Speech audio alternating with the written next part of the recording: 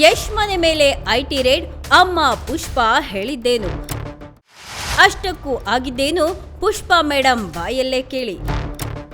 ಯಶ್ ಮನೆ ಮೇಲೆ IT raid ಆಗೋಕೆ ಅಸಲಿ ಕಾರಣ ರಿವೀಲ್.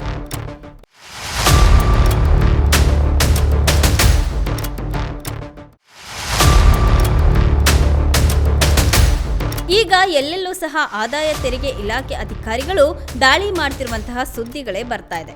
ಜಾರಿ ನಿರ್ದೇಶನಾಲಯದ ಅಧಿಕಾರಿಗಳು ಒಂದೆಡೆ ರೇಡ್ ಮಾಡಿದ್ರೆ ಆದಾಯ ತೆರಿಗೆ ಅಧಿಕಾರಿಗಳು ಮತ್ತೊಂದೆಡೆ. ಒಟ್ಟಿನಲ್ಲಿ ಭ್ರಷ್ಟಾಚಾರದ ಆರೋಪದ ಮೇಲೆ ದಾಳಿಗಳು ಹೆಚ್ಚಾಗ್ತಾನೆ ಇದ್ದಾವೆ.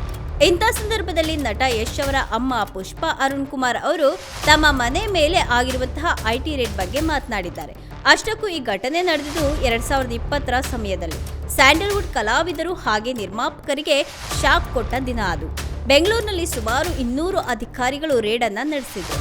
ಪುನೀತ್ ರಾಜ್ಕುಮಾರ್ ಮನೆ, ಸುದೀಪ್, ಶಿವರಾಜ್ ಕುಮಾರ್ ಮನೆ ಹಾಗೆ ಯಶ್ ಮನೆ ಮೇಲೆ ಸಹ ದಾಳಿ ನಡೆದಿತ್ತು. ಅಧಿಕಾರಿಗಳು ದಾಖಲೆಯನ್ನ ಪರಿಶೀಲನೆ ಕೂಡ ಮಾಡಿದ್ರು. ಇದ್ರ ಜೊತೆಗೆ ಖ್ಯಾತ ನಿರ್ಮಾಪಕರ ಮನೆ ಮೇಲೂ ಸಹ ದಾಳಿ ನಡೆದಿತ್ತು.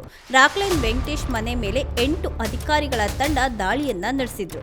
ಕೆಜಿಎಫ್ ಚಿತ್ರದ ನಿರ್ಮಾಪಕ ವಿಜಯ್ ಕಿರಗಂದೂರ್ ಹಾಗೆ ವಿಲನ್ ಚಿತ್ರದ ನಿರ್ಮಾಪಕ ಸಿಆರ್ ಮನೋಹರ್ ಮನೆ ಮೇಲೂ ಸಹ ಐಟಿ ರೇಡ್ ಅನ್ನ ಮಾಡಿತ್ತು.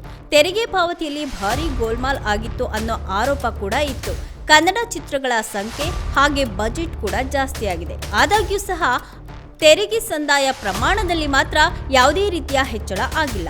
ಈ ಹಿನ್ನೆಲೆ ಐಟಿ ದಾಳಿ ನಡೆದಿದೆ ಅಂತ ಸದ್ದಾಗಿತ್ತು. ಈ ಸಮಯದಲ್ಲಿ ನಡೆದ ಘಟನೆ ಬಗ್ಗೆ ಪುಷ್ಪ ಅವರು ಒಂದು ಸಂದರ್ಶನದಲ್ಲಿ ಬಹಿರಂಗಪಡಿಸಿದ್ದಾರೆ.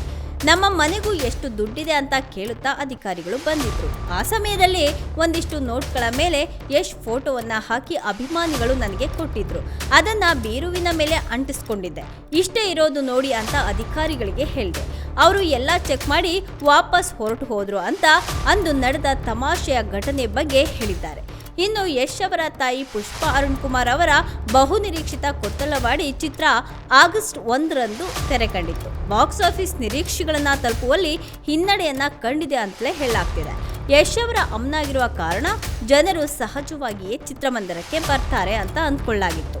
ಕೊತ್ತಲವಾಡಿ ಬಿಡುಗಡೆಗೂ ಮುನ್ನ ಕ್ರೇಜ್ ಅನ್ನ ಕ್ರಿಯೇಟ್ ಮಾಡಿತ್ತು. ಆದ್ರೆ ಅದು ನಿರೀಕ್ಷಿತ ಪ್ರಮಾಣದಲ್ಲಿ ಸಕ್ಸಸ್ ಅನ್ನ ಕಂಡಿಲ್ಲ. ಈ ಬಗ್ಗೆನೂ ಸಹ ಹಿಂದೆ ಸಂದರ್ಶನದಲ್ಲಿ ಪುಷ್ಪ ಅವರು ಕಾರಣವನ್ನ ನೀಡಿದ್ರು. ಸಿನಿಮಾದ ಬಗ್ಗೆ ನಮ್ಮ ಪ್ರಚಾರ ನೋಡಿ ಭಯ ಇತ್ತು ಅವರಿಗೆ. ಸಿನಿಮಾ ಚೆನ್ನಾಗಿ ಓಡುತ್ತೆ ಅಂತ ಅದೇ ಕಾರಣಕ್ಕೆ ನಮ್ಮ ಸಿನಿಮಾ ಬಗ್ಗೆ ಮೊದಲೇ ಸುಳ್ಳು ಸುದ್ದಿಯನ್ನ ಹಬ್ಬಿಸ್ಬಿಟ್ಟಿದ್ದಾರೆ. ಇದು ನನಗೆ ಮೊದಲು ಗೊತ್ತೇ ಆಗಲಿಲ್ಲ ನೋಡಿ. ಅದು ಈಗ ಗೊತ್ತಾಯ್ತು ನನಗೆ. ಏನ್ ಬೇಕೋ ಅದನ್ನ ಮಾಡಿದ್ದೇನೆ. ಸುಳ್ಳು ಸುದ್ದಿ ಹರಡಿಸಿದ್ದನ್ನೆಲ್ಲ ತೆಗೆಸಿದ್ದೇನೆ ಅಂತ ಪುಷ್ಪ ಅವರು ಹೇಳಿದ್ರು.